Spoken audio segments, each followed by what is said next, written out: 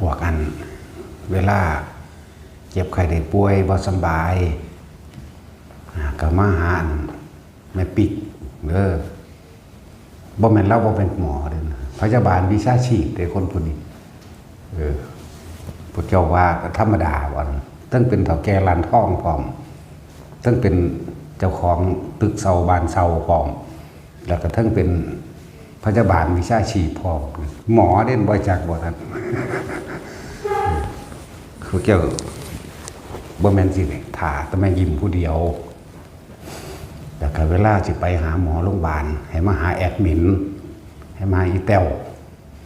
เขาสิโทรหารถให้ดอกสมชายแน่หลายคนนั่นแหละเขาจะหารถให้บ่แม่นถ่าบางที่เขาก็ลืมไปผุนไปพี่ห้องพยาบาลเขาก็มีอยู่ถ้าตายเขาก็มีมองให้เผาพร้อม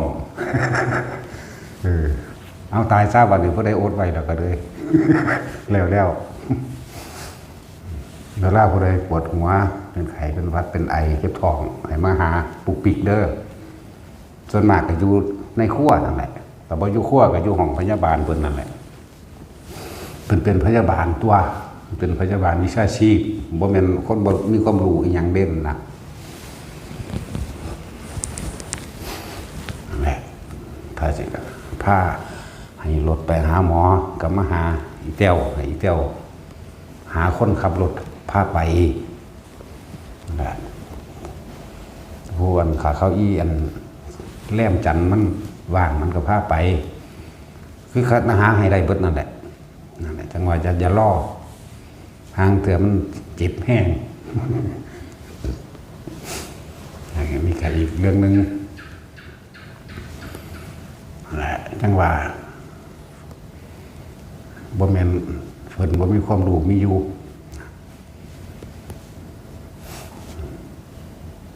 บัดนี้เว้าอีหยังล่ะ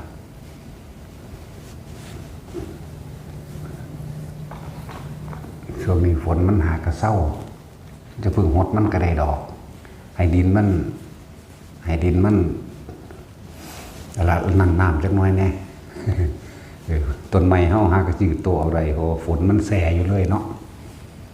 ฮู้ให้มันแห้งให้มันเบิ่งดินแห้งๆคักๆซะก่อนจังหดก็ได้ครับหดต้นไม้ก็ดี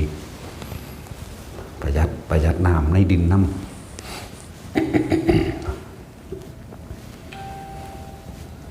นี่ก็อีกเรื่องนึงกับเฮากับเบิ่งอันบางที่เปิดไฟในห้องน้ำไว้ลืมปิดจังซี่ก็เบิ่งเอาเปิดไฟในห้องน้ำหรือเปิดน้ำค้างไว้คนมันหลายขึ้นเพื่อน้ำเฮาอันบ่พอใส่เฮาจังสิบ่ได้ซื้อถ้ามันบ่พอใส่เฮาซื้อเด้บ่แม่นบ่ซื้อเด้น้ำรถที่เขาไปเอามาจากป่าในเมืองนั่นน่ะเอามาเติมถังแต่มันน้ำบ่ทันนั่นนะเริ่มซอยกันประหยัดน้ำตัวนี่แต่ว่าเพิ่นมีเงินหลายอยู่ดอกใส่โลดตัวซั่นสิเอาเงินมาแต่ทางใดหลายนี่แต่เฮ็ดกับเฮ็ดบ่ได้มีเหลือก็พอส่ำนี้แหละพอได้จุนเจือกันไปส่ำนี้นึงเด้บ่ได้เก็บนี่แต่เฮ็ดเบิดหลายอย่างที่พวกเขาทำความเข้าใจกันถ้าเจ็บไข้ได้ป่วยก็มาหาปุกปิกแต่พออยู่ในครัวมันก็อยู่ห้องพยาบาลเพิ่นนั่นแหละถ้าต้องการไปหาหมอก็หาอีแต้วของสิหาคนขับรถไปให้ดอกไปโรงพยาบาลไปเอายาหรืออีหยังก็ว่าไปนี่ว่าให้ทำความเข้าใจกันมันบ่ปล่อยกันถิ่มดอกถ้าตายก็สิเผา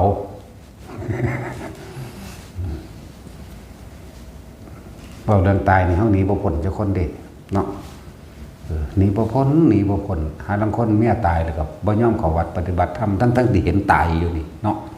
บางคนก็ผัวตายจังซี่ก็บ่ยอมที่สิมาฟังแนวมื้อนี้เด้ใจมันยังทะเยอทะยานอยากได้นั่นได้นี่เป็นนั่นเป็นนี่อยู่เด้เนาะธรรมะคือความจริงของชีวิตเท่านั้นสิเป็นเครื่องอยู่หรือว่าเฮ็ดให้เฮาเย็นได้แต่บ่ฟังธรรมะแล้วเย็นบ่ได้ มีตลอดอย่างเดียวไฟราคะทรงพวกเขามาเกิดตามกรรมที่ตัวเองกระทำไว้ชาตินี้เป็นแบบไหนเก็บไข้ได้ป่วยอายุสั้นพันตายทุกข์ยากลำบากชาติที่แล้วนะทำกรรมอันใดไว้ชาตินี้รับผลกรรมนั้นไฟราคะเด้เป็นผู้ผ้าให้ไม่ได้เกิดกายอันนี้แต่ว่าสุดท้ายก็สิถือไฟทานนี่แหละบัดนี้เผาเจ้าคือเก่าเนาะไปเปลี่ยนรูปเปลี่ยนร่างไหมแต่ผู้ใดบ่ท่านใดถึงนิพพานก็เปลี่ยนรูปเปลี่ยนร่างไหมบางพวกก็อุบัติขึ้นโอปาติกะขึ้นสู่นรกโอปาติกะขึ้นสู่เปรตโอปาติกะขึ้นสู่มูเทพพรหมเทวดาแต่พวกไปเกิดเป็นเดรัจฉานค่ะแยกประเภทไปบางพวกก็เป็นสังเสชะเป็นลักษณะคือใส่เดือนเป็นลักษณะยืดเยื้อเกิดในเท่าไข่ตะไคร่น้ำบางพวกก็อันทชะเกิดในไข่คือไก่คือเป็ดหรือโง่หรือกิ่งกาทั้งสิ้นแหละอันทชะ บางพวกกับคันทัพพะเกิดในคันคือหมาคือหมูงัวควายช้างอย่างที่มันเกิดในคันในท้องหรือเกิดในคันเป็นคนไม่อีกจังสี่ตราบใดที่เขาขึ้นชื่อว่าเกิดแล้วล้วนแล้วแต่เดินทางเขาไปสู่ความเก็บเกิดแก่เจ็บตายคำว่าแก่นี่ว่ามันแปลว่าเฒ่าเลยพวกเจ้าเข้าใจบ่คำว่าแก่นี่ร่างกายเมื่อเกิดขึ้นมาแล้วระบายของเสียออกเป็นขี่เป็นเงี้ยวนั่นนะเป็นเหงื่อเป็นขี้หูขี้มูกน้ำลายอันนั้นเอิ้นว่าแก่เกิดแก่นี่เราแก่ไปทุกวันตั้งแต่เริ่มเกิดบ่แม่นคนแก่แบบนั้นเพิ่นเอิ้นชราอันนั้นเรามีความแก่เป็นธรรมดานี่หมายถึงว่าเกิดแล้วก็มีขี้มูกน้ำลายออกมานั่นแหละเอิ้นว่าแก่มีผมหลวงลงไปจากบ่ล่ะแล้วอันนั้นชราธรรมโมหิเรามีความชราเป็นธรรมดานี่มันคนละส่วนกันจากว่าแก่มันแก่ทุกวันนี่นะเห็นบ่ล่ะถูขี้ไข้ออกอันนั้นแหละมันแก่น่ะหนังแก่จากว่านั่นมันเป็นแบบเฒ่าแบบชราไม่ใช่เฒ่าชราแก่นี่แก่ทุกวันตั้งแต่เริ่มเกิดขึ้นมาแล้วนี่ต้องแก่นะแล้วก็ต้องเจ็บป่วยแล้วก็มีความตายเนี่ยมันมีจุดหมายเดียวกันเบิดเด้เรื่องว่าพวกเขาพระนิพพานถ้าเขายอมรับในความตายใดเขาก็อยู่แค่ปากประตูพระนิพพานหนึ่งเด้คือเขาบ่ยึดถาดสีขันธ์ห้าอีกต่อไปแล้วนี่เขาเห็นความเป็นจริงแล้วเขายอมรับมันแล้วนะแหละความตายก็สิเป็นตัวเตือนสติได้ดีอันหนึ่งเหตุให้ไฟราคะความยินดีพอใจรูปรสกลิ่นเสียงแล้วก็ไฟคือโทสะบางนั่นแหละไฟคือโมหะคือความลุ่มหลงนั่นแหละถึงอย่างสั้นแต่สุดท้ายไฟนี่แล้วไฟทานนี่แล้วสิเผาเฮาเนาะเหตุจังใดก็ตายอยู่แล้วไหมบาดนี้คนฟังธรรมดอกจึงจะเข้าใจความจริงของชีวิตชาติก่อนทำกรรมใดไว้ชาตินี้รับผลกรรมนั้นชาตินี้ทำกรรมใดไว้ชาติหน้ารับผลกรรมนั้นก็หู้อยู่ขนาดนี้แหละเนาะยังทะเยอทะยานอยากยังอันนั้นนี่หลายอย่างอยู่เดี๋ยวเข้า ทรัพย์สมบัติทั้งหลายหมายถึงปัจจัยแปลว่าเครื่องสืบต่อหรือเครื่องอาศัยของมูสัตว์ทั้งหลายอาหารเป็นที่หนึ่งบนบ่มีที่อยู่อาศัยก็ตามคือสัตว์เดรัจฉานทั้งหลายมันบ่มีที่อยู่เป็นหลักแหล่งกระสร้างมันก็แค่หากินซื่อๆเนาะแล้วจึงบอกว่าอาหารเป็นที่หนึ่งของเป็นที่หนึ่งเป็นสิ่งสำคัญของสรรพสัตว์ทั้งหมดเลยเหมือนพวกขอทานพวกไร้บ้านขอให้เขาอยู่กินได้เถอะขอให้เขาได้กินเถอะเห็นบ่นั่นแล้วเป็นที่ระงับดับเวทนาในความหิวซื่อๆได้ล่ะนั่นแล้วอาหารยารักษาโรคเป็นที่ระงับดับเวทนาในความเจ็บปวดเครื่องนึ่งห่มนั่นมีกระไดบ่มีกระไดแต่กี่คนป่าเขามีอยู่บนเครื่องนึ่งห่มนั่นบ่แม้แต่สมัยซุมื้อนี่ยังมีอยู่เด้ที่บ่นุ่งเอียงนั่นน่ะเนาะ ที่อยู่อาศัยเป็นโทสุดท้ายนี่เพิ่นจัดลำดับมานี่ละเอียดเด้สั้นแล้วสัตว์บางตัวมันบ่ได้มีเครื่องนุ่งห่มด้วยล่ะเทียบเอานี่เลยเนาะงัวมันใส่เสื้อผ้าไปเลยนี่ควายใส่เสื้อผ้าอยู่ไม่ได้ใส่เด้ ยารักษาโรคจังสีแต่มันเจ็บปวดป่วยมันก็มียาของมันเพียงแต่เฮาบ่ฮู้น้ำมันซื่อหมาเว้ยบอกเวลามันเป็นหวัดมันไปกินตะไคร้เด้กินใบตะไคร้แล้วก็กินใบไผ่เด้เวลามันนั่นนี่มากมันก็หากออกมันก็เศร้าไข่นะหมากับไข่คือกันเด้เฮาบ่ฮู้น้ำมันซื่อเนาะสัตว์ทั้งหลายเกิดขึ้นมาแล้วที่จะไม่แก่ไม่เจ็บป่วยนี่ที่จะไม่ตายไม่มีจังว่าให้นึกถึงมันดูแน่ความตายแต่เฮาข้ามความตายไปได้แล้วนั่นแหละประตูพระนิพพานจากวันข้ามหมายถึงว่ายอมรับว่าบ่เป็นของตนร่างกายนี้ไม่ใช่ของตัวเองถ้ามันเป็นของตัวเองก็บังคับได้ไม่ให้หิวไม่ให้ร้อนไม่ให้หนาวไม่ให้เจ็บไม่ให้ปวดนะแต่ก็ให้เป็นนุ่มแข็งแรงอยู่ตลอดแล้วก็ไม่ให้ตายเนาะแต่นี่มันบ่เป็นไปดังที่เขาอยากให้มันเป็น ต้องบอกว่าพยายามตัวนี้แล้วก็วิธีฝึกหัดปฏิบัติเฮามันง่ายแล้วเพราะว่าเฮาอาศัยปัญญาอาศัยความจริงอาศัยความรอบรู้ของพระพุทธเจ้าสัพพัญญูเป็นผู้มานำมาสั่งสอนแสดงให้พวกเฮารู้พวกเฮาเลยบ่ได้ปฏิบัติได้ด้วยการลำบากยากอีหยังดอกเฮาเอายอดมันของเพิ่นโลดส่วนตัวเพิ่นเองกว่าสิสั่งสมบารมีมาเป็นพระพุทธเจ้าได้เพิ่นก็เอาประสบการณ์ชีวิตจริงของเพิ่นเองเนี่ยมาเว้าแล้วก็จังมาเปรียบเทียบว่าอันนี้ทำดีไปสวรรค์มนุษย์สวรรค์ทำเลวนรกเนี่ยเพิ่นก็มาสรุปจังซี่ให้เฮาแล้วก็คอยรวบรวมหลายๆอย่างในความทิ้งความยึดมั่นถือมั่นมาสรุปทิ้งแล้วเพิ่นก็บอกเฮาเบิดล่ะทุกข์คืออันนี้ทุกข์เพราะว่าเฮามายึดในกายเฮาเองนั่นแหละยึดกายตัวเองบ่พอเรายึดกายผู้อื่นพร้อมเด้หัวกูเมียกูลูกกูหลานเหลนหลอนกูได้บัดนี้ตระกูลกูไปเลยได้บัดนี้ยศถาบรรดาศักดิ์กูอันนั้นก็ของกูอันนี้ของกูได้บัดนี้ต้นไม้ภูเขาก็ของกูได้บัดนี้เห็นบ่ล่ะตระกูลกูไปได้เลยลาภสักการะกูไปเลยได้บัดนี้นั่นแหละหลายๆอย่างเพราะพวกเขานั่นนะมีความปรารถนาความใดความดีเขามีความเป็นเรียกว่าปรารถนาสุขและสมหวังจึงไปหาพึ่งพาอย่างอื่นมีสิ่งศักดิ์สิทธิ์เป็นต้นอิทธิพลของสิ่งศักดิ์สิทธิ์อิทธิพลของความเชื่อนี่บ่แม่นธรรมดาเด้มันเฮ็ดให้เฮาหวาดหวั่นขันครามสยดสยองย่านมันเฮ็ดให้เฮาเสียเวลาในการที่เข้าถึงพระนิพพานเด้มันเฮ็ดให้เฮายังมีความอาลัยอาวรณ์เรามัดระวังและเราหวาดระแวงอีหลีเด้นั่นแหละเพราะว่าเฮาสั่งสมมานานแล้วจังซั่นมันเหมือนแค่สั่งสมแค่ศาสตร์นี้เด้ศาสตร์นี้เฮาสั่งสมแค่เพิ่นก็บ่รู้คือกันเพิ่นก็ปรารถนาดีกับลูกกับหลานพวกผู้เฒ่าผู้แก่แม่นบ่ล่ะเลยพาไปพึ่งสิ่งศักดิ์สิทธิ์ศาลเจ้าปู่ตาศาลเจ้าบ้านหลักเมืองเข้าใจว่าเป็นสิ่งศักดิ์สิทธิ์ปกป้องคุ้มครองโดยบันดาลนักเข้าไปก็นั่นกับพวกผีพวกพญานาคบัดนี้เห็นบ่ล่ะแล้วก็นักเข้าไปกับต้นไม้และภูเขาสถานที่ต่างๆเนาะบัดนี้นักเข้าไปอีกก็พึ่งสัตว์เดรัจฉานมาพึ่งจังไดเอาแขวเสือแขวมูตันงอนเงือกจังซี่จักว่าล่ะงอนนาคที่เขาว่า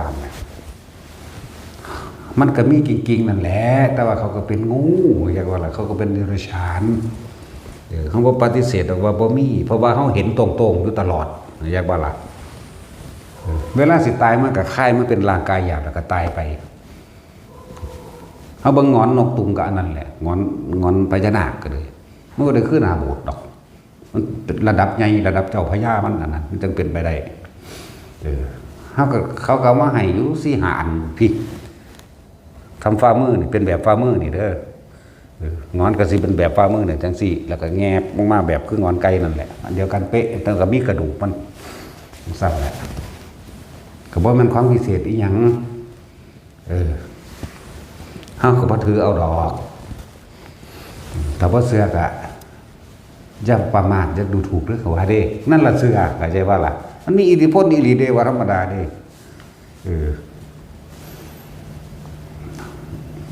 เฮาบ่เสือเลยแหมแต่เขาบ่ได้ดูถูกบ่ได้ประมาทคือมันซื่อๆนี่แหมก็ฮู้อยู่ว่ามันมีแต่ว่าเฮาบ่ได้ไปสนใจว่ามันสิเฮ็ดหยังดลบันดาลให้เฮามีความสุขได้บ่ดลบันดาลให้เฮาร่ำรวยอีหยังได้ดอกบ่ปกป้องอีหยังเฮาได้ดอกถ้ามันปกป้องได้จริงมันก็ปล่อยมันห่างๆมันนี่พังเลยมันก็พากัน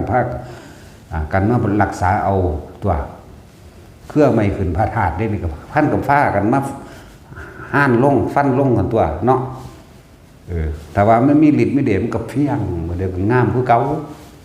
คนไปรักของนั่นตามวัดตามว่าอารามต่างๆตามพระธาตุเจดีย์ต่างๆมีแต่คำสาคำลือความเสื่อมาพระเจ้านาครักษาศาสนานะรักษาแม่มึงบอกอยากบอกแต่คนอยู่แท้ๆก็ยังเอาอยู่เนาะนาคเลยเป็นรักษาศาสนานั่นแหละรักษาพระธาตุตะกี้ว่ามี12 ตนมั่งมี7 ตนมั่งมีตะคนแล้วพากันโบกปูนอยู่หันเนาะตะคนได้พากันเฮ็ดเอาตะพามหากัสสปะมาสร้างไว้แล้วคือมันคือบ่ใหม่อยู่คือเก่าเลยมันคือห่างแต่ว่ารักษานี่คือคนที่มีตกอยู่ใต้อำนาจเลยเป็นอิทธิพลแห่งความเสือแล้วก็เสือว่าพญาครุฑดลบันดาลปกป้องเสือว่ายังแน่ล่ะเสือว่าขี้เกียม2 หาง 3 หางซอยดลบันดาลเสือว่านกสาลิกาลิ้นท่องผ้าขายของดีเนาะจึงบอกว่าเท่าต้องของหยาบๆแค่นี้มันเป็นหนังพากันถิ่มบ่ได้ทั้งที่มันบ่อาจสามารถพิสูจน์ในตัวเองได้นี่เห็นบ่ทุกคนบ่เคยเห็นนี่ฟังอยู่นี่ทุกคนบ่เคยเห็นนี่นาคก็ดีขุดก็ดีเห็นบ่เท่านี้เห็นตรงๆแล้วก้อนหินฟาดหลังพุ่นมันได้ขึ้นมาหยอกกูบอกให้แม่มึงก้อนหินสังความปั่นฟาดใส่หลังกุกคนนึงคนตัวอยากร้องกับอีพอมึงกว่าทันตัวนั่นแล้วทุกคนที่ฟังอยู่นี่นะบ่เคยเห็นซ้ำมีแต่การอย่างนี้เนี่ยฟัง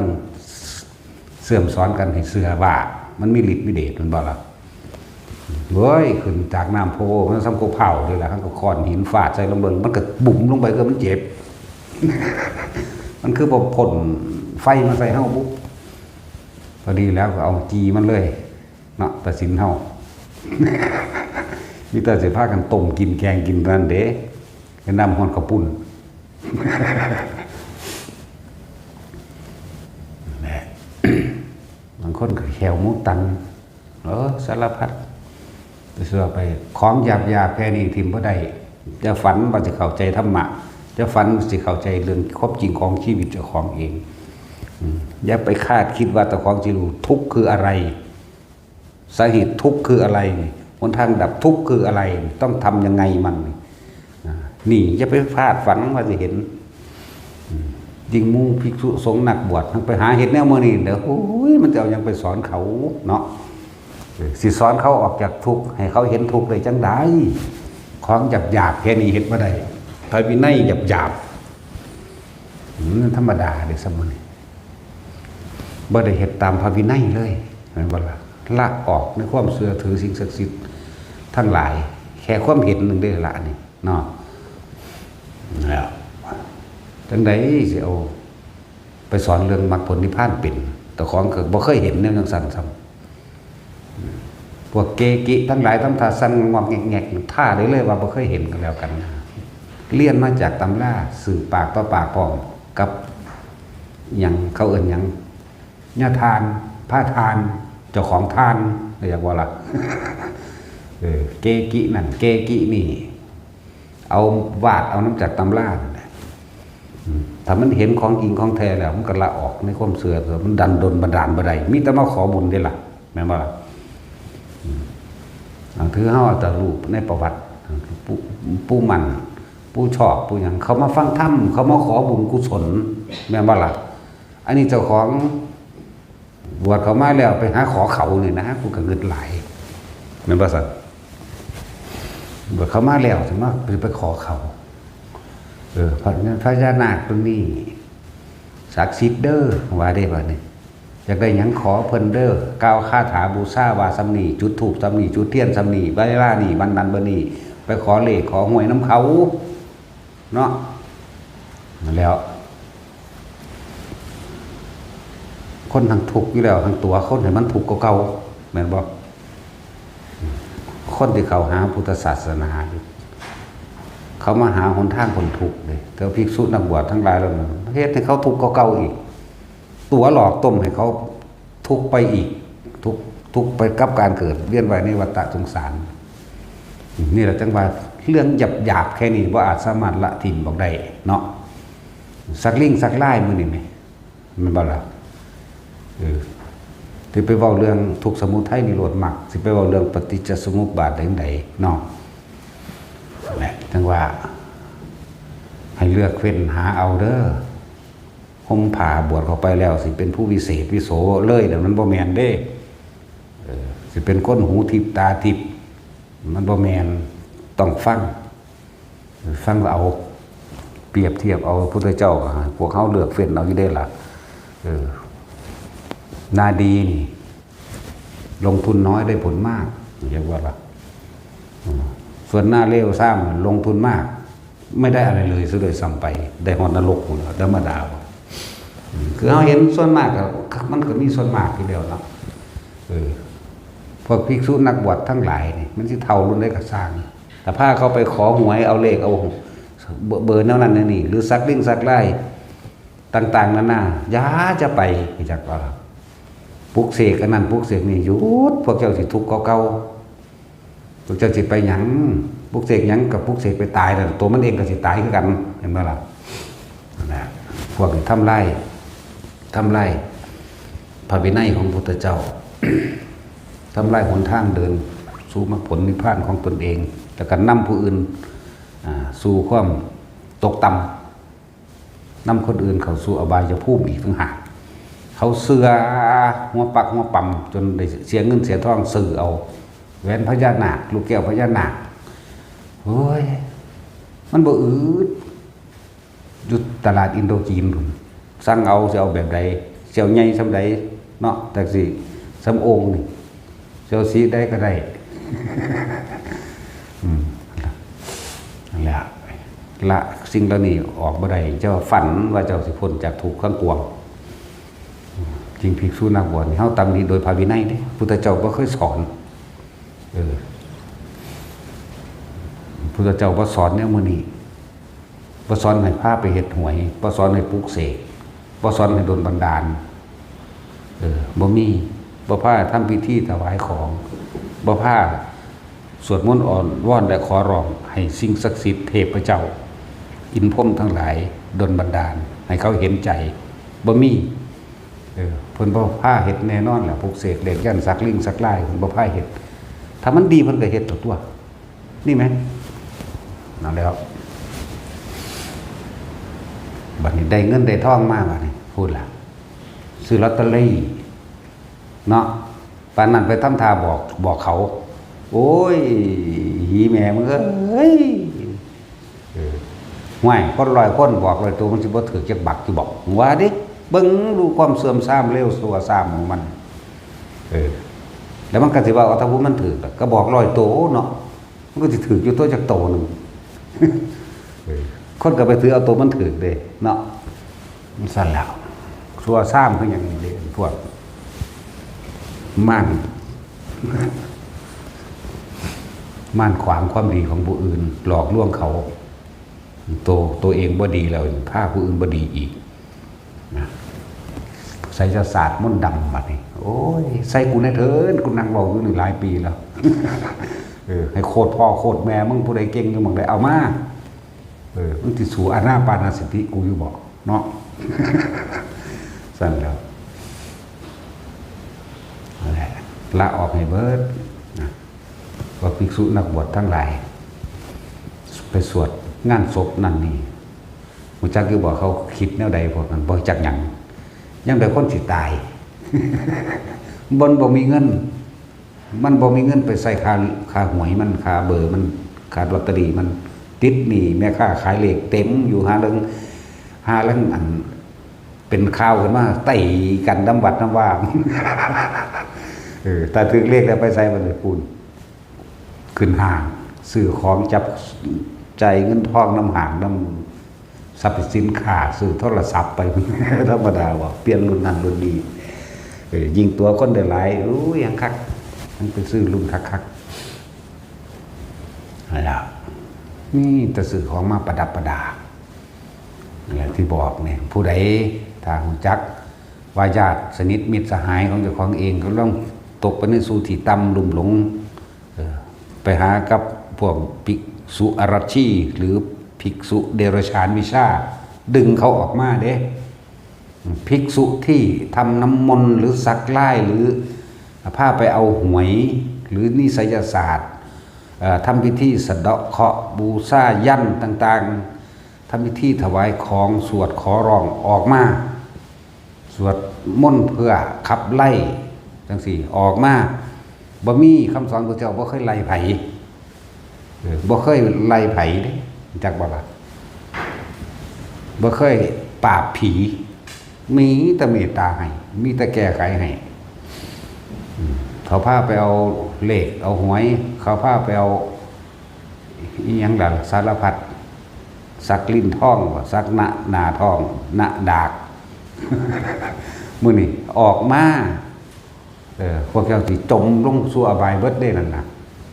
พวกเขาพาไปเอายังบวงสรวงพญานาคบวงสรวงพญาครุฑ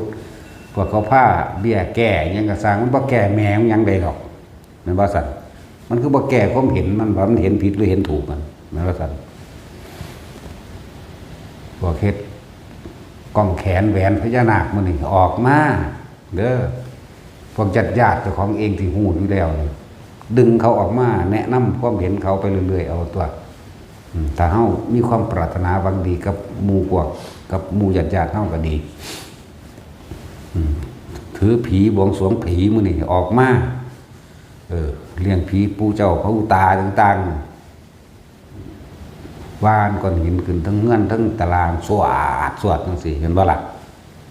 หลายอันหลายแบบเว้าบ่เบิดดอกเยอะแยะแล้วก็ขายอีหยังฝากนั่นฝากนี่อีหยังกาฝากเนาะนี่ลักย่อมเด้อลักย่อมลักทอง โอ้ยลักหีแม่มันบักถ้าพวกหมู่ภิกษุนักบวชเฮ็ดนี่เฮาตำหนิเข้าใจบ่ล่ะนี่คือเอาพระศาสดาตำหนินี่เข้าใจบ่ล่ะพวกทำนายทายทักดูดวงดูไฟดูฤกษ์งานวันเกิดเข้าใจบ่นี่หาเลิกให้เขาไปแต่งงานสิมึงบ่รู้จักบ่มันเป็นสังฆาทิเศษมึงบ่รู้จักบ่ชักจูงบ้านนั้นเอาลูกคนนั้นเอาลูกคนนี้ชักจูงให้เขาคนเอากันมึงรู้จักสังฆาทิเศษบ่เดี๋ยวนี้ชักจูงได้แล้วก็หาเลิกแต่งงานให้เขามึงรู้จักสังฆาทิเศษบ่เนาะเดี๋ยวนี่คือตำหนิหมู่ภิกษุสงฆ์ส่วนฆราวาสญาติโยมอุบาสกอุบาสิกาผู้ไม่ปฏิบัติธรรมจะเฮ็ดจังไดก็เฮ็ดโลดมันคืออาชีพเข้าใจบ่ล่ะมันเป็นอาชีพคือเซียนพระนั่นเป็นอาชีพเขาเด้บ่ต่างกันด้วยกับขายผักขายปูขายปลาในตลาดขายปลาหมึกขายกุ้งในตลาดบ่ต่างกันเด้พิษเถียงกันคือกันนี่เด้ของมึงแท้ของมึงปลอมคือกันเด้เป็นบ่ล่ะของมึงแท้นี่บ่ค่อยมีแต่ของปลอมนั่นแล้วแม่ค้านี่ตลาดขายพริกขายผักขายปูขายปลาทกเถียงกันแนวใดพวกขายผักก็คือกันก็ทกเถียงกันคือกันบ่ได้ต่างกันเด้คนขายพระบ่ได้ใจดีคือพระที่ถูกขายเด้เข้าใจว่าล่ะเหรียญพระทั้งหลายที่เฮ็ดมาบ่ว่าสิเป็นเหรียญพระพุทธหรือกุต่างๆเขาเฮ็ดเป็นอนุสติเป็นพุทธธรรมสังฆานุสติส่วนคนเอาไปขายนั่นน่ะ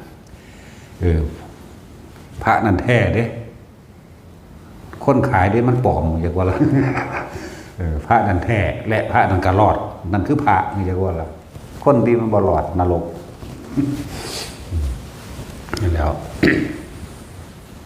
คนขายพระบ่ได้ใจดีคือพระขายเด้อยากว่า พระที่เอาไปขายมันใจดีเพิ่นละเพิ่นละได้คนจังเอาอันไปเป็นพุทธาธรรมะสังฆานุสติเนาะเขาเจ้าเฮ็ดขึ้นมาเพื่อเป็นพุทธานุสติ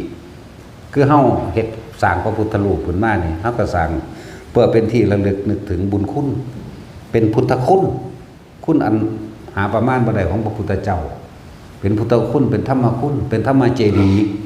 เป็นสังฆคุณเป็นพระสงฆ์ผู้พาเฮาเฮ็ดดี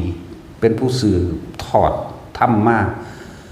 เมื่อเพิ่นเห็นธรรมรู้ธรรมแล้วเพิ่นก็รับใส่ธรรมส่งต่อธรรมต่อรุ่นเป็นรุ่นมากเลยมันเฮาเฮ็ดเพื่อสิ่งนี้บัดนี้พวกเอาไปขายจักว่าล่ะแล้วก็ใส่รายกันเด้อันนั้นปลอมอันนี้จริงแล้วก็กันเองเด้เพื่อสิได้เปอร์เซ็นต์นำกันจักว่าล่ะนี่มันเป็นกลุ่มเป็นก้อนของมันเด้เหมือนกันกับแม่ค้านั่นแหละอันเดียวกันเลยบ่ต่างกันดอกกับขายพริกขายกระเทียมหัวหอมมันนะแต่พระคารวะเฮ็ดเฮาบ่ว่าเข้าใจบ่เขามีหอดโรงงานปั๊มพุ่น แต่ว่าถ้าหมู่ภิกษุสงฆ์แล้วบ่เฮ็ดนี่พวกนี้กลืนกินทั้งจิตวิญญาณของเขาเองเลยเห็นบ่ล่ะกลืนกินความเสื่อกลืนกินความให้แต่เขางมง่ายแล้วเฮ็ดให้เขาทุกข์ต่อไปโน้ไม่ธรรมดาเลยเขามาถูกต่อไปนั่นแหละตำนี้มูภิกษุสงฆ์นักบวชเด้อเลิกซะรุ่นนั่นรุ่นนี้เลิกซะสักไล่ของมันนี่เลิกซะถ้าพวกเขาเฮ็ดเขาเฮ็ดเป็นศิลปะเหมือนบ่ล่ะงานวิจิตรศิลป์พวกจิตรกรรมจิตรกรฟ้าผนังหรือเป็นกับฟ้าผนังก็สักในหนังคนนั่นนะให้เป็นของสวยงามเลยแต่พอกันภิกษุสงฆ์เฮ็ดจะขังเราเด้อันนั้นอันนี้เราเด้ดิขังไว้ใส่รุ่นก่อนๆที่พระเฮ็ดมาก็ตายเราได้ล่ะเนาะนั่นแหละจังว่าลองเฮาเปรียบเทียบเบิ่งนะเฮาก็เอาคำหมู่นี้แหละไปแนะนำหมู่พวกอันเป็นที่รักมารดาบิดาหมู่นี่แหละญาติสนิทมิตรสหายทั้งหลายเอาไปแนะนำกันอย่าไปเชื่อพวกคนเฮาเนี่ยนี่คือความจริงเลยหากินซ้ำตายเจ้าซี่มากมีมากหรือมีน้อยก็บ่ต่างกันทุกคนกินแค่อิ่มบ่กินที่ไร20 ตันดอกม้าคนรวยก็เลยเนาะกินแค่อิ่มในกระเพาะท้องของเองแหละคนจนคนบ่มีก็กินแค่อิ่มนำกันนั่นแหละเอาหน้ารสอาหารมันอยู่แค่ปลายลิ้นผ่านลำคอไปแล้วไม่รู้รสใดทั้งปวงมันก็แสบแต่อยู่ในลิ้นนั่นแหละเนาะผ่านลำคอไปแล้วเอาแม่ผู้นัวไว้ท้องมันก็บ่ว่าเด้ มันบ่ได้ว่าเด้มันยังหวานอยู่ในท้องมันบ่ว่าเด้มันหวานแค่ในปากมันเค็มอยู่ในปากมันเผ็ดอยู่ในปากมันเปรี้ยวหวานมันเค็มแค่อยู่เฉพาะลิ้นเฮาเองจะไปเงิดหากินซ้ำตายให้กันนั่นแหละนั่นแหละตายมาหลายรุ่นแล้วบ่พากันคิดพอเนาะไว้รุ่นตาซินนี่เจ้าเคยเห็นปู่เจ้าบ่ เอาแต่ปู่เจ้ายัง แต่พอก็ตายแล้วปู่ก็สิบ่ตายบ่ ปู่ของปู่ไปอีกเอาแม่แน่ก็จังซี่เลยนำมาเตือนสติตัวเองเตือนสติให้ลึกถึงความจริงจริงนี่เกิดจริงนี่แก่จริงนี่เจ็บป่วยจริงนี่ตายนี่คือความจริงทรัพย์สมบัตินี่หาว่าอะไรครับเอิ้นว่าสิ่งที่สำคัญสูงสุดกับอาหารยารักษาโรคเครื่องนุ่งห่มและที่อยู่อาศัยนั่นแหละแบบนี้เป็นแค่ว่าปัจจัยเครื่องอาศัยสืบชีวิตไปเพียงแค่รอวันตายนึงได้นั่นอยากว่าล่ะอาหารบ่ได้ก็แบ่งปันแน่โลกนี้ที่อายุยืนหรืออายุสั้นก็อยู่ที่ความเมตตาความแบ่งปันซึ่งกันและกันการให้เป็นการให้นี่เป็นการสื่อสารที่ดีที่สุดในหมู่มนุษย์ทั้งหลายให้โดยความเมตตาถือว่าเฮาเห็นคนถูกข์คนยากอย่าไปซ้ำเติมหรือ รือเฮาเห็นคนขอทานหรือหยังก็แล้วแต่ที่บ่แม่นแบบอาชีพเข้าใจบ่หรือว่าคนเดินทางไกลตกทุกข์ได้ยากเวลามันถึงเขาลำบากไปขอเขากินน้ำร้านข้าวแกงน้ำร้านก๋วยเตี๋ยวหรือโรงอาหารของอาหารใดก็ปั่นเขากินโลดเขากินแค่อิ่มนั่นแหละดำคาบแค่คาบเดียวนึงดอกเด้อไปก็ดีมีน้ำใจความหิวเป็นโรคยังยิ่งขาคนก็ได้เด้ถ้ามันจนตอกว่ามันหิวก็ขามันขาคนเด้เขาบ่ได้เป็นโดยสันดานโจรเขาบ่ได้เป็นโดยสันดานขี่ขโมยหรือความเห็นแก่ตัวของเขาจำเป็นมันหิวมันบ่ไหวแล้วล่ะเขาจังเข้าไปขอกินบางคนบ่ได้กิน2 มื้อ3 มื้อแล้วเขาไปขอแค่เศษอาหารสิก็ให้เขาโหลดอย่าไล่อย่าได้อย่าสาดน้ำใส่บัดมันโสตายมันขาเด่นเนาะก็คนดีๆนั่นแหละเหมือนเรื่องเล่าต่างๆคนรวยรังแกคนจนเอาไปว่าคนจนแบบว่าเป็นบัดกับเขากลับมาเป็นเสือขาเพิ่นขึ้นกับว่าเขาเป็นคนเลวเด้เนาะนั่นแหละพุทธศาสนาเฮานี่เป็นศาสนาให้โอกาสทุกคนเนาะโจรมหาโจรยิ่งกว่าโจรองคุลิมานเห็นว่าซั่นพุทธเจ้าก็หรือว่าพระสงฆ์องค์นั้นก็ยังได้โอกาสภาษาลิบุตรก็ยังไปสอนเอาได้ให้โอกาสเหมือนว่าองคุลิมานก็พระพุทธเจ้าให้โอกาสอุ้ยโจรที่ละ500ลูกศิษย์พระสังกิจจะสามเณรลูกศิษย์กุบาลกัสสปะสามเณรลูกศิษย์สุมาณะสามเณรลูกศิษย์พระศรีวรียังละ500 2,000ก็ได้มีแต่โจรมหาโจรในโอกาสนั่นแหละเหมือนกับคนไปขอเขากินแน่เขาขอเขาไก่เขากินโลดมันว่าล่ะเขาอิ่มแล้วเขาก็ไปดอกเขาก็ขอบคุณเขาจีจื้อได้ดอกเพราะว่ามันเป็นคนที่คือจวนตัวและจำเป็นบ่แม่นโดยสันดานมันว่าล่ะบ่แม่นอาชีพมันก็เลยย่างกันเมื่อเขาฝืนมาได้คนทั้ง4นะคนบ่หลักประจบคนย่อมพวกนักปราชญ์บัณฑิตแม้จะตกทุกข์ได้ยากก็ไม่ทำความชั่วเสียเลยเด้คนทั้งหลายเหล่านี้สิกลับขึ้นมาซอยเขาเองดอกนั่นบ่ล่ะนั่นแหละเฮ็ดไปเขาก็บ่หวังดอกเฮ็ดไปโลดเอาให้กินโลดอ่ะนะแต่ว่าเฮ็ดไปโลดนั่นแหละแต่ว่าคนได้ยินฟังธรรมเท่านั้นได้จังสิเข้าใจได้เนาะผู้ใดมีญาติที่กำลังหลงผิดในการไปเชื่อสิ่งศักดิ์สิทธิ์ต่างๆเชื่อเทพเจ้าหลงไปในทางผู้วิเศษพวกนี้คนเสียเงินย้อนผู้วิเศษเยอะแยะเด้อเขาตัวว่ามีพระธาตุเสด็จดีดปึ้งขึ้นดีมันเอาไว้ในหนีไว้จักบ่มันมีเหตุเกินดีดของมันอยู่แต่จากลงมาเก็บกอบเอาวันเข้าใจว่าเขาเป็นผู้วิเศษนำไปงมง่ายไปบทเป็นแสนเป็นล้านมีเด้อสิบอกให้เด้อแต่มันพิเศษมันก็เสกให้คนบ่ป่วยถึงตัวเนาะที่พิเศษทางใดนั่นแหละหลายพวกดอกพวกเขาอันทำศรัทธาพระธาตุเสด็จกำเอาลูกแก้วกลางอากาศระวังดีๆพวกนี้กำเอาพระธาตุพระเถิดมันสิหลายคักปันนั่นบอกพระธาตุพระอรหันต์ของเหล่นเจ้าที่เจ้าสิไปกำเอาหนูบ่นั้นแม่นบ่ซั่นถ้าพระธาตุพระพุทธเจ้าสิว่าของเหล่นเจ้าที่เจ้าสิไปกำเอาได้บ่มาหาเอาเงินสั่งกำเอาธรรมดาไปอยู่กับคนทั้งสั่งนั่นแหละหรือหมู่ภิกษุสงฆ์ทั้งหลายเราใดบ่มีการฝึกหัดภาวนาเอาพระธาตุนั้นพระธาตุนี้มาอ้างมันจะไปอยู่กับคนทั้งสั่นติแม่นว่าสั่นของหยาบๆตัวเองยังบอกสามารถสิไปละได้ไปงานใดสีกซ่องเบิ่งแล้วได้หน่อย300อุ้ยบ่คุ้มเลยสั่นเพราะชีวิตคาเล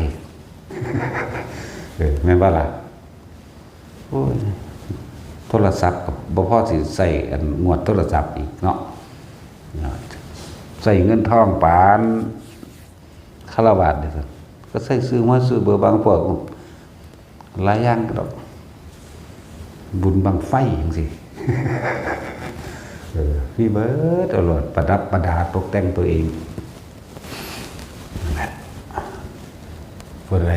ที่ฟังอยู่นี่นะสักจูงหมู่พวกออก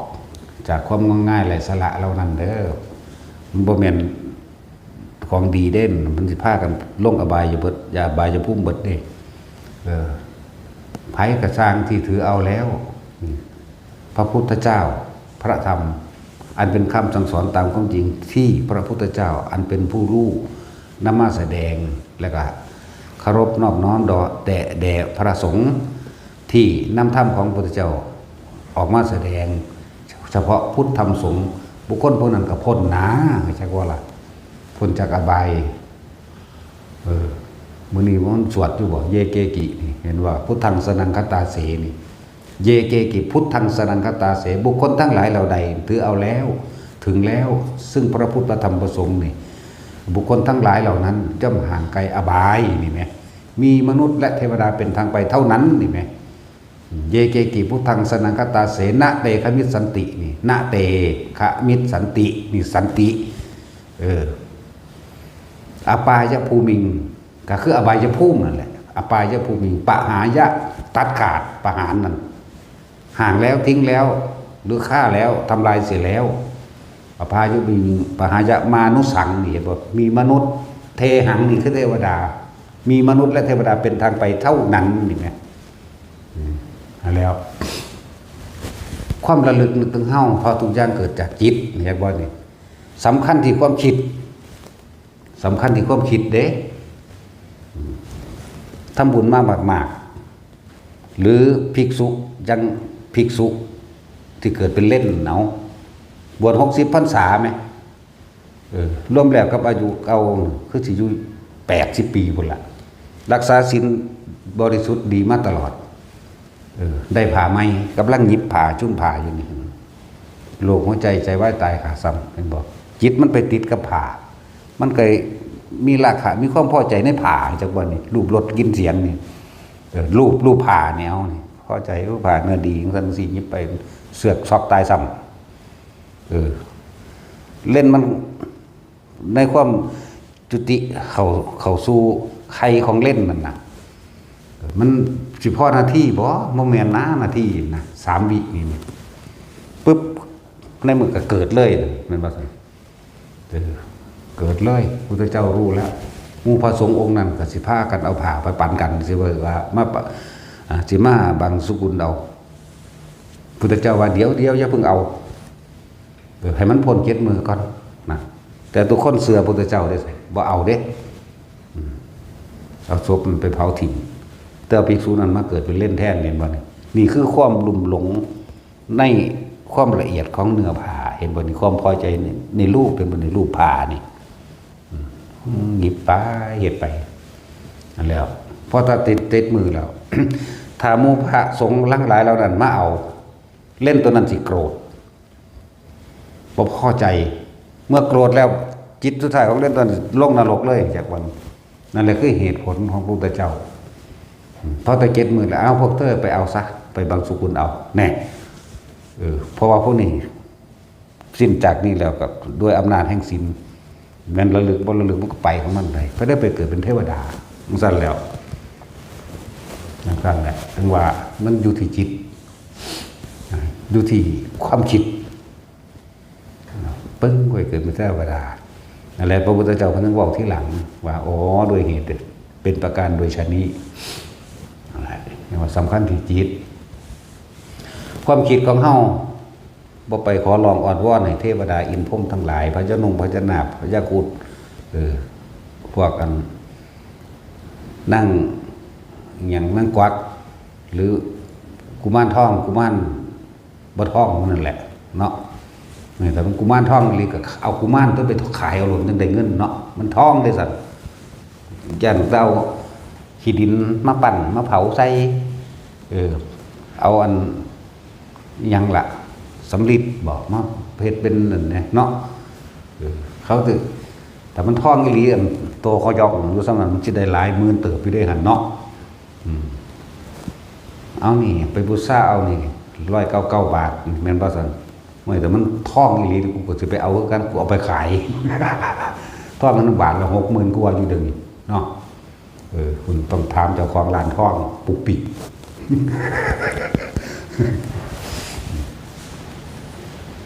นั่นแหละให้เลิกขาดออกเสียจากสิ่งทั้งหลายเหล่านี้ ว่าหมู่ภิกษุสงฆ์ของหยาบๆสารเลวขนาดนี้ยังบ่อาจสามารถละได้มีแต่เขาสิพาพวกเจ้าทั้งหลายที่เขาไปหลงงมง่ายน่ะสู่มหาอเวกีทั้งเบิดนั่นแหละส่วนฆราวาสเขาจะเฮ็ดก็เฮ็ดตัวเขาจะเฮ็ดจังได๋ก็นั่นเป็นอาชีพไหมพระบ่ได้มีอาชีพเด้มันบ่จักบ่ล่ะบ่ได้มีอาชีพเด้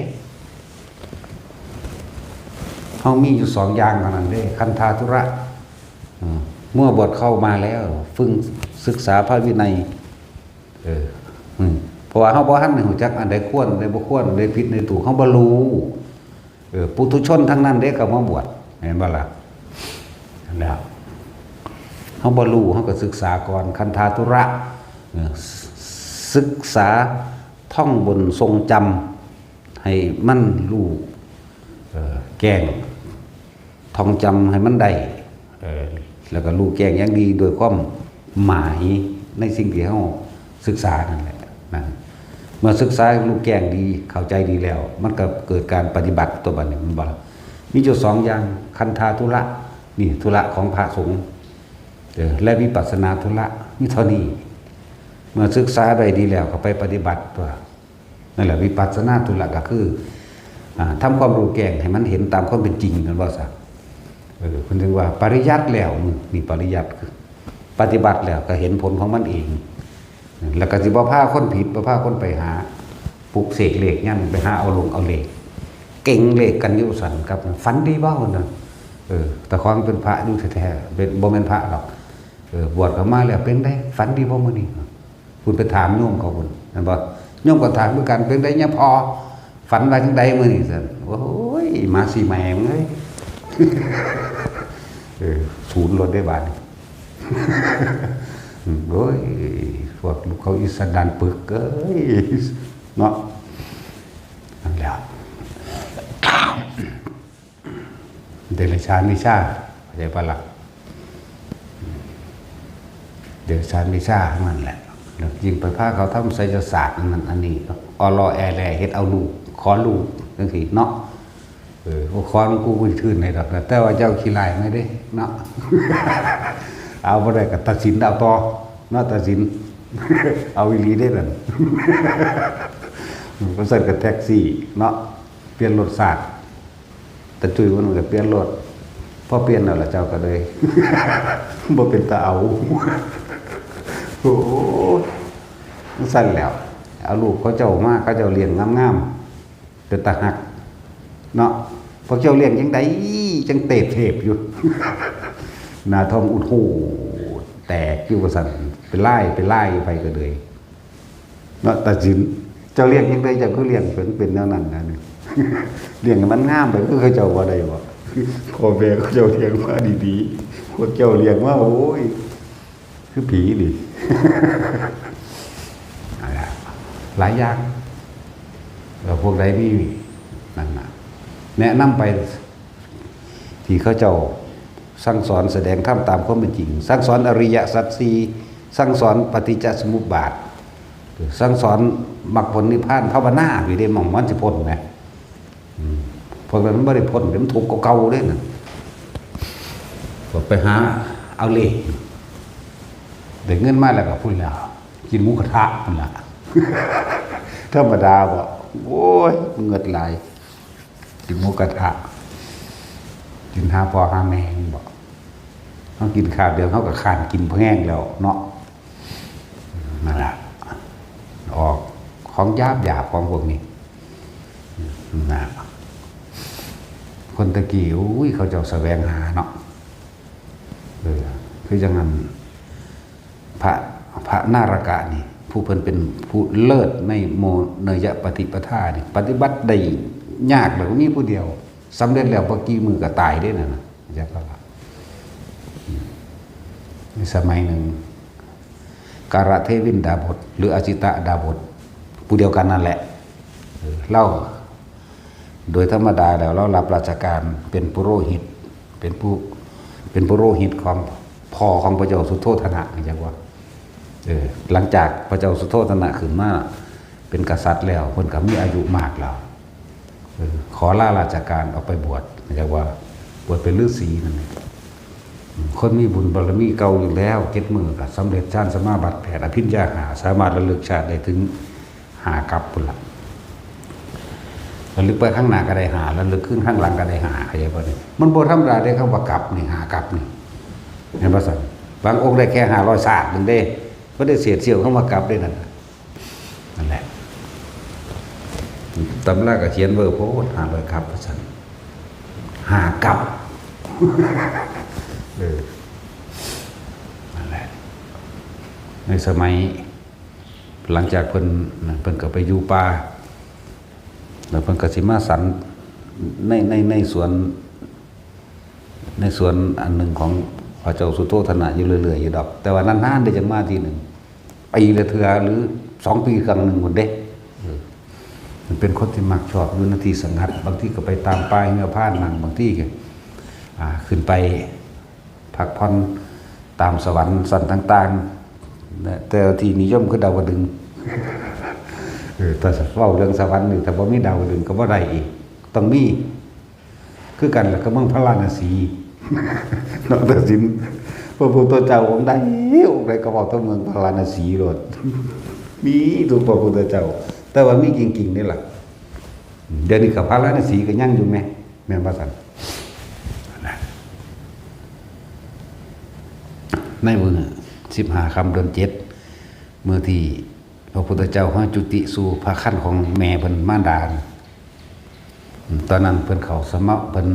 เข้าฌานอยู่เพิ่นบ่ได้รับรู้หยังได้ตอนนั้น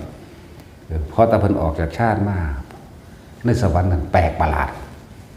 ดอกไม้ก็ออกนอกฤดูกาลอย่างต่างๆทั้งดอกไม้ในโลกพร้อมทั้งดอกไม้สวรรค์พร้อมตลอดทั้งเทพเทวดามีแต่ผู้หน้าซื่นหน้าบานตาใสเว้ากันก็มีแต่ความลื่นเริงบันเทิงหมู่สวรรค์ก็ดีเพิ่นแปลกประหลาดมันก็เลยถามพวกท่านทั้งหลายมีงานนักขัตฤกษ์อันใดกันหรอกหรือบางคนก็สดใสหน้าชื่นตาบานเบิกบานแท้แล้วท่านไปทำอะไรอยู่ท่านจึงไม่รู้นะถามกันท่านไม่รู้เหรอเทพสันตุสิทธิ์คือเจ้าชายสันจะตัดเอานี่แหละอยากว่าหลักผู้นี้นะจะได้ไปเกิดเป็นพระพุทธเจ้าแล้วนี่ตอนนี้ไปจุติเข้าสู่ขั้นของพระมารดาแล้วนั่งสิริมหามายาแล้วในเพิ่นหูก้อนมูเราเล่นในโลกมันว่าละเพิ่นว่าเพิ่นหูน้ำเทวดาแล้วมันออกจากฌานเพิ่นแล้วจึงถามเขานะแล้วพวกนี้เขาจะติดฌานเด้เรียกว่าละมันสิเบิดหลับรู้ความรู้สึกมันบ่หลับอยู่เด้นั่นแหละก็ตาหูแล้วจากหูจากนั้นก็ล่อเบิ้งนั่นแหละจนหอดมือเพิ่นออกนั่นแหละเลย15 ค่ำเดือน7เป็นวันจุติจิตของพระโพธิสัตว์เฮาพระพุทธเจ้าเฮานั่นแหละขั้นพระมารดาแต่พอย้อนหลังคุณแล้วก็แม่ฝันว่าเอาสร้างเอาดอกบัวมาให้ยังก็ว่าไปบ่บอกไปหรอกนั่นแหละมันยังอีกเนาะบาดนี่เนาะ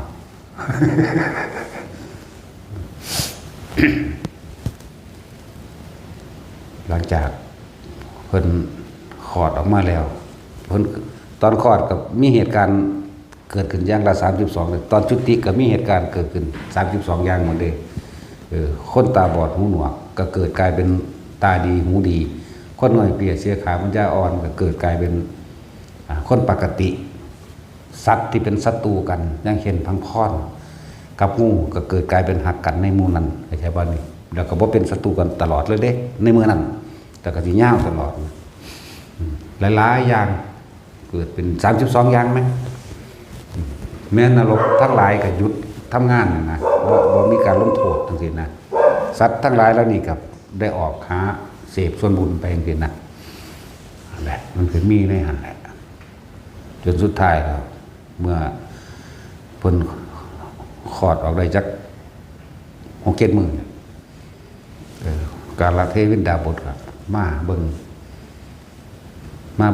แล้วก็เบิ่งลักษณะของว่าพระพุทธเจ้าเป็นลักษณะใดกับมีปุริสลักษณะ32ประการครบถ้วนบริบูรณ์ฟ้าตีนก็มีไล่ธรรมจักรฟ้ามือก็มีดอกบัวยังก็ว่าไปนั่นแหละ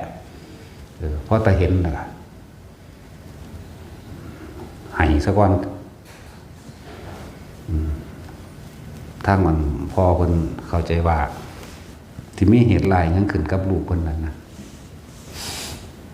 บอกว่ามีเหตุร้ายหยังดอกที่ให้เนี่ยเสียใจครับเสียดาย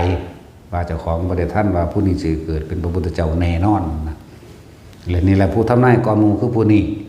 ว่าท่านแม่นพาม108มีพระยาคุณท่านจะบอกอันเดียวว่าท่านแม่นผู้นี้ก่อนหมู่แล้วนั่นแหละทำเพิ่นทำนายอันเดียวนึงเด้มันบ่ได้ทำนายอันอื่นอีกเด้แต่ในหนังนะก็ทำนาย2อันมันบ่แม่นอันเดียวของจริงเพิ่นนั่นน่ะเดี๋ยวเป็นแน่นอนแล้วให้แล้วก็หัวเป็นหยังคือหัวบาดนี้มีหยังเหตุการณ์หยังอีกนะโอ้สัตว์ทั้งหลายสิได้ตื่นแล้วออกจากความฝันออกจากความมืดออกจากอวิชชาสิได้หลุดพ้นออกจากวัฏสงสารอันนี้แต่เสียดายถึงให้อีกผู้ข่าวบ่ได้เห็นบ่ฮู้ว่าสิเอาหยังมาสอนนะผู้นี้ตรัสรู้เป็นพระพุทธเจ้าแน่นอนนะนั่นแหละพระเยซูโทษนาเพิ่นสิเอาชาวชายศิษฐะนี่มากราบเด้อาจารย์บ่ล่ะคนรุ่นนั้นกราบไผบ่ได้เด้ หัวแตกเก็ดเสียงเพิ่นเด้นั่นน่ะว่าสิเอาน้อมใส่บ่แม่นติเกิดอภินิหารขึ้นเอาตีนไปเหยียบอยู่เทิงชฎาของฤาษีเพิ่นนั่นแหละนั่นแหละเป็นการไหว้ครั้งแรกพ่อไหว้ลูกครั้งแรกเพราะว่าอาจิตะกาลเทวินดาบทนั่นน่ะพระไหว้ก็เลยได้ไหว้นำนี่คือการไหว้ลูกครั้งแรกเพราะฤาษีผู้นี้เป็นที่เคารพศรัทธาของกรุงกบิลพัสอยู่แล้วนะได้ไหว้นำกันไปเบิดหมดนั่นแหละหลังจากนั้นเพิ่นเบิ่งแล้วว่าเพิ่นบ่ทันเพิ่นเลยกลับขึ้นไปเลยไปส่วนเอาพระนารกะตอนอายุโดย16 ปีนารกะลูกน้องสาวเพิ่นมันก็บอกเรื่องเล่านั่นนี่ธรรมดาเราเป็นลูกคนรวยได้นั่นน่ะอยากว่าล่ะกาลเทวินดาบทนี่เพิ่นบ่มีเมียทรัพย์สมบัติต่างๆที่ได้รับพระราชทานนั้นหนีมาตั้งหลายเพิ่นก็ให้น้องสาวเพิ่นนั่นเด้น้องสาวเพิ่นก็ได้ลูกคนนึงก็คือนารกะนี่เองก็เลยสักส่วนเอาพระนารกะไปบวชนำแนะนำให้เบิดเรียบร้อยไล่ลุงไล่เบิ่งแล้วว่าเจ้านี่สิได้ท่านพระพุทธเจ้าองค์นี้แน่นอนเห็นบ่ลุงก็บ่มีหยังที่เลิศประเสริฐยิ่งกว่านี้สิมาให้แล้วล่ะให้หลานนี่ไปเอาผ้ามาแล้วนุ่งเป็นแต่งสุดฤาษีกบวชน้ำมันผู้เป็นลุงคนนั้นแหละบวชตรงต่อพระพุทธเจ้าโอปแมนบวชตรงก็จะใช่ศิษฐะนี่ผู้บวชก่อนหมู่ผู้แหลกคือผู้นี้แต่ว่าล่ะบวชล่ออยู่หันแหละโจนว่าพระพุทธเจ้าตรัสรู้คนละหลังจากนั้นหลังจากบวชให้ล้านแล้วนี่ยักมันก็บอกว่าให้เจ้าล่อฟังข่าวว่าถ้าว่าพระสัมมาสัมพุทธเจ้าได้เกิดขึ้นแล้วหรือคำว่าพุทธะได้เกิดขึ้นแล้ว หรือมีคำว่าพุทโธพุทโธเนี่ยให้เจ้าเล่งตรงไปหาเลยเด้อนะ นั่นแหละเขาเจ้าล่อขนาดนั้นดิมีพูดถึงว่าเขาเจ้าล่อกันอย่างว่าคน16 คนตอนนั้นไปกำลังเป็นหนุ่มอยู่เนี่ยเอาวัยรุ่นอยู่นี่ไหมกำลังมักสาวก็เป็นนี่ไหมนั่นว่าตัดสินใจถิ่มหมดทุกอย่างทั้งความร่ำรวยลาภยศสรรเสริญต่างๆกลับออกไปบวชเพื่อสิล่อฟังคำว่าพุทโธล่อฟังคำว่าพุทธเจ้าได้เกิดขึ้นแล้วตรัสรู้แล้วเห็นบ่ล่ะนั่นแหละล่อยุงสันคิดเบื้องบาทนี่บวชตรงต่อเจ้าชายสิทธัตถะในขณะที่อายุได้แค่จักมือละ6-7 มือนี่หนึ่งละเห็นบ่ล่ะนี่แหละคือผู้บวชผู้แรกที่โลกลืมบ่ค่อยเอามาเว้ากันนี่เป็นผู้ปฏิบัติยากที่สุดบ่มีผู้ใดปฏิบัติยากสำผู้นี้บวชล่อบัดนี้เบิ่งดู29 ปีจังบวชเห็นบ่ล่ะ36 ปีตรัสรู้เอาไล่เบิ่งบุบัดนี้มาบวกกับอายุของพระนารกะ16 ปีเพิ่นสิเป็นอายุเท่าใดแท็กซี่พูดล่ออยู่ตั้ง52 ปีพวกเจ้าเอ้ยบ่ธรรมดาเด้เอาแล้ว หลังจากพุทธเจ้าห้องบ่แม่นแค่53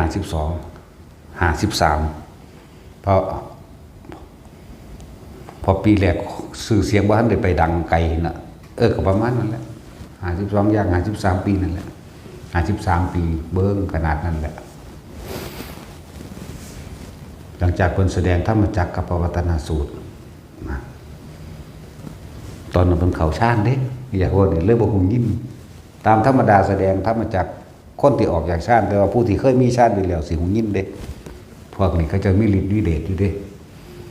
นั่นแหละแล้วเป็นว่ามื้อนั้นพระอัญญาโกณท่านจะบรรลุโสดาบันผู้เดียว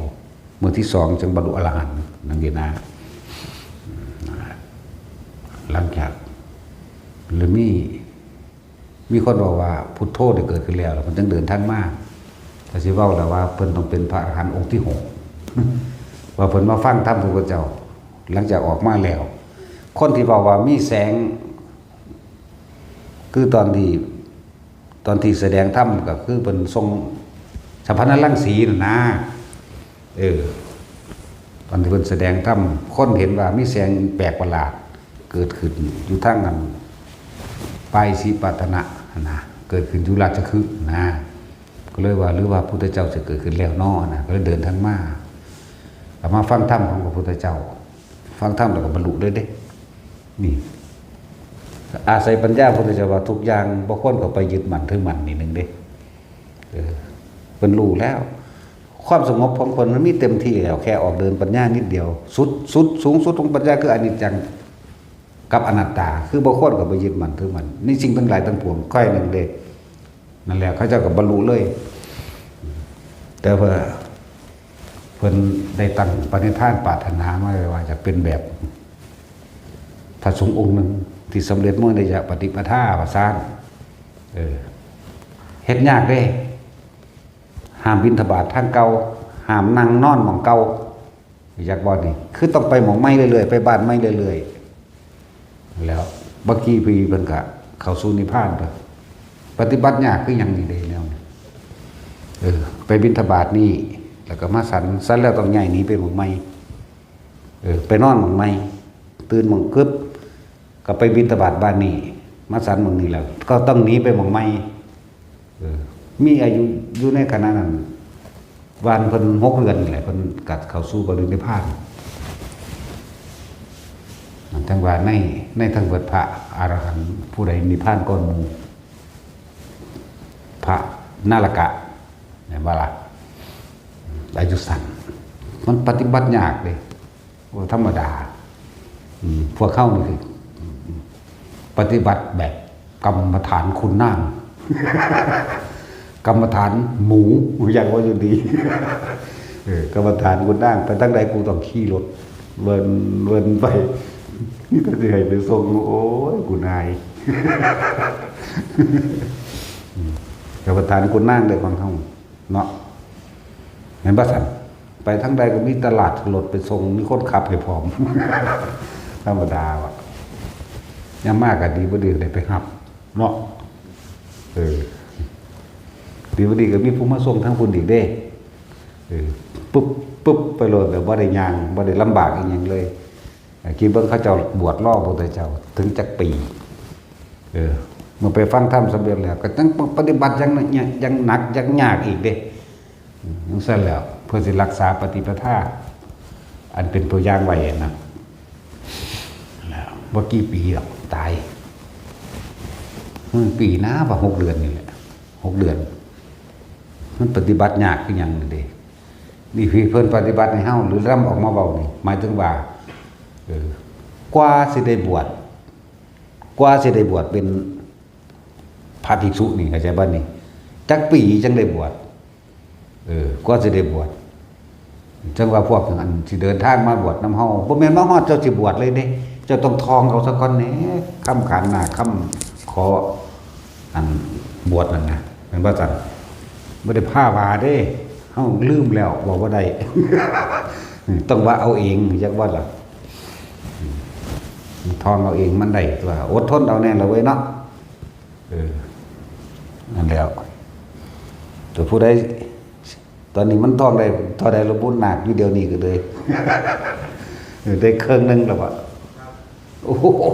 หัดก็ได้เครื่องนึงเฮ็ดจังไดมันก็สิบวชอยู่แล้วก็อยู่คือบวชตลอดเนาะต้องเฝ้าถ่าโมงก่อนผู้ใดสิมาบวชก็มาเด้ บวชฟรีอยู่แล้วเขาก็บอกไปแล้วว่าฟรีบวชฟรีแต่ว่าทองเอาเองให้มันได้เด้อไผมากก็ดีบ่ได้15เฝ้าพระเจ้าแลนไปแล้วเด้คิดเบิ่งพระนาลกะนี่จักปี40-50 ปีพุ่นเนาะคือว่าสิได้บวชยิ่งสมัยเก่าตะกี้ก็4-5 ปีพุ่นสิได้บวชมันบ่ธรรมดาเด้นี่ย่นลงมาเหลือ1 ปีมั่ง2 ปีมั่งย่นลงมาเหลือ5 เดือน6 เดือนมั่งย่นลงมาเหลือ3 เดือนเหลือ4 เดือนมันบ่ธรรมดาเด้เขาเจ้าเบิ่งอยู่หั่นเด้นิสัยก็เลยขี้ข้านไปนึงสิบวชมาหาแม่อยู่ได้บัดบ่ได้เอาเลยบวชมาแล้วมันก็คือเก่านั่นแหละมันก็ขี้ข้านคือเก่านั่นแหละแล้วก็เบิ่งแต่ว่าคนบ่เคยเห็นหยังคนขี้ข้านเฮาก็คอยดับสันดานเอาตัวให้ไปเฮ็ดงานนั้นเฮ็ดงานนี่เฮ็ดไปเรื่อยๆคือหยังบ่มันชื่อว่าอะไรหลวงพี่อันนั้นนะบักมันย่างมากหนาวๆน่ะมันไปทุดงอยู่เดี๋ยวนี้นะผู้บาซ่านั่นแหละก่อนตัดยอดมาบอกให้ไปเฮ็ดงานผมไม่ชอบทำงานนะท่าน โอ้ยผู้ใดสิชอบทำงานบักห่ามึงว่ะผมไม่ชอบทำงานผมไม่ทำว่าทำมึงก็หนีว่ะแล้วสุดท้ายล่ะก็เฮ็ดได้ล่ะโอ้บ่แม่นเป็นเดือน2 เดือนบ่ครับมันสิได้บวชเนาะหรือ3 เดือนพุ่นบุเอาไปเอามามันเฮ็ดงานเก่งบัดนี้เอาให้บวชเนาะบ่จักบวชบัดนี้มึงตั้งใจมึงบ่บวชเด้อเอาบวชก็บวชเด้อนี่จังซั่นตัวคนบ่เคยเฮ็ดเวียกเฮ็ดงานพ่อแม่เอาแต่ใจแม่มันนั่นแหละเอาแต่ใจมันเนาะแม่นก็ฟังนี่แหละด่าแม่มันพอนั่นแหละปฏิขยันเฮ็ดงานเด้บัดนี้คนปูนก็เป็นเฮ็ดนั่นเฮ็ดนี่หลายอย่างเป็นเบิดนั่นแหละจังว่ามันฝึกได้คนมันฝึกได้ตั้งแต่หมามันยังฝึกได้เว้ยคนยังสิฝึกบ่ได้แต่ฝึกบ่ได้ก็ตายซะไปทางในหั่นเนาะนั่นล่ะผู้สิบวชผู้ใดสิบวชก็มาบวชนี่ฟรีโอ้ดีคักปานนั้นล่ะเนาะเกี่ยวกับเรื่องป่วยก็เบิ่งตายก็เผาบ่ไหวเด้หรือจะไว้ปลาแดกนั่นแหละคนตายมันได้มีค่าซ้ำไก่เด้เอาแม่ศพไก่กับศพคนเอาไปไว้แม่ไผสิเอาหยังไปกินเจ้ายังตัดสิน เอาไก่พุ่นเด้เนาะขนาดไก่โลละ100ก็สิซื้อเอาไก่พุ่นเด้แต่ว่าอันนี้ให้เป็นหมื่นบ่เอาเด้เนาะศพนี่แล้วมีค่าอย่างเด้จะมีค่าก็ตอนเฮามีชีวิตอยู่นี่แหละคนเฮาอยากเฮ็ดแต่ของเป็นคนมีค่าเนี่ยต้องทำประโยชน์เพื่อผู้อื่นเข้าใจบ่ล่ะสิ่งใดที่มันเป็นประโยชน์เป็นกุศลเป็นอย่างที่ทำให้ผู้อื่นมีความสุขโดยธรรมคือตามก็เป็นจริงบ่เป็นไปด้วยความเบียดเบียนเหตุแหละเกิดมาเนี่ยเคยมีค่าอีหยังจังมีค่ากับไผบ่แม้กระค่ากับตัวเองก็ยังบ่มีได้หลายคนบ่เข้าใจได้ค่ากับตัวเองเนาะตัวเองยังไม่มีค่าสำหรับตัวเองเลยจะไปมีค่ากับอะไรกับบุคคลผู้อื่นนะเห็นแก่ตัวแม่นบ่เห็นแก่ตัวรังแกเบียดเบียนข่มเหงมึงสิรวยหรือมึงสิจนก็ช่างตรงนี้บ่ได้เกี่ยวบ่เป็นเครื่องวัดค่าระหว่างคนรวยหรือคนจนแต่ว่าเครื่องวัดค่าของบุคคลทั้งหลายคือการทำประโยชน์เพื่อผู้อื่นเท่านั้นจึงจะมีค่านั่นแหละเพื่อโดยไม่หวังสิ่งใดตอบแทนได้จังสิมีค่านอกนั้นบ่มีค่า